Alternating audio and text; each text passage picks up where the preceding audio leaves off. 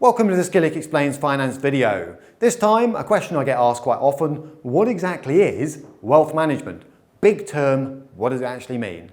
Well, I would break it down into 4 planks. Lifetime planning, more about that in a moment, is plank number 1. And then supporting it, you've got building capital, managing capital, and succession planning. If you were to wrap all that up in terms of what's in it for me, you could summarize it as a life well lived and a legacy well left.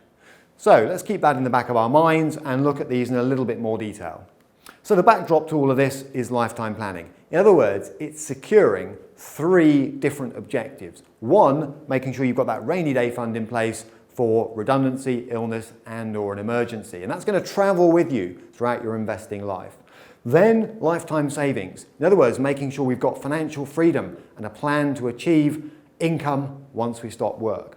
And then in the middle, you've got predictable cash requirements. These are personal to you, could include time away from work, educating children, clearing mortgages, buying second properties, and there we're going to try and invest towards specific goals at certain reasonably predictable periods of time. And that, essentially, is what investing is all about. So there we have it. The core plank is lifetime planning. Now, what were the other ones? Building capital, investing intelligently and effectively. In summary, what do I mean by that? Maximising the power of each invested in pound, investing cleverly, investing early, maximising the risk-return trade-off, getting the balance between risk and return right to reflect the stage in our financial lives that we're actually at. Are we at the beginning? Are we at the middle? Or are we close to retirement? Are we in retirement? And thirdly, using the appropriate tax shelters along the way so we don't give too much money away. And that might include ISAs, self-invested personal pensions, and enterprise investment schemes where relevant, but also those little sort of ninja tax planning opportunities, like using up capital gains tax allowances close to the end of the tax year, for example, allocating assets between spouses in a tax-efficient manner, and so on. Managing capital then, what's that about? It's about aligning your wealth, as far as I'm concerned, with your drawdown needs. So in other words, you're building up capital. At times you'll need to pull it back down again or pull it out again. So it's regular reviews. Now, basically, this is saying, buy and hold's no good. It's no good just dumping capital into the market and leaving it there. You've constantly, regularly got to review how you're doing against your goals and your changing circumstances. People marry, they have children, they separate, and that changes the way you look at investing and wealth management. Asset allocations that reflect your timing and risk. Going back to that point, close to retirement, your asset allocation could look quite different to what it does at the start of your investing career. And balancing income, capital preservation, and growth. So early on, maybe you need less income because you're earning a salary. Later on, maybe you need to squeeze out a lot more income because you've stopped work, and so on.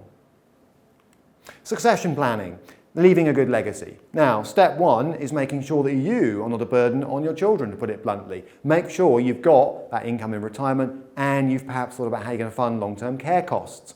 Then, understand what you can afford to leave. So how much do you need? And you may need help with some of this stuff. How much do you need to live? How long do you need it to last? What could you afford to leave? And potentially when and in what form? And then getting yourself organised, whether it's organising wills, power of attorney, that's the admin side of it, or setting up structures such as trusts that will protect capital in the long term and through generations. Now, all of that might sound a little bit daunting, so if you're bringing help on board, make sure you just get the right sort of help. Look for trusted advisors, what I call a rounded, holistic approach, independence, no conflicts of interest, and a proactive attitude. Be a little bit careful where you meet a one-size-fits-all approach, which can be driven by a focus on products rather than services. In other words, someone trying to sell you a product rather than think about what you need first, and what I call reactive investment management or wealth management. So that's a very quick snapshot. Lots of questions, editor@killik.com, and to see related videos on this topic, please go to killik.com/learn.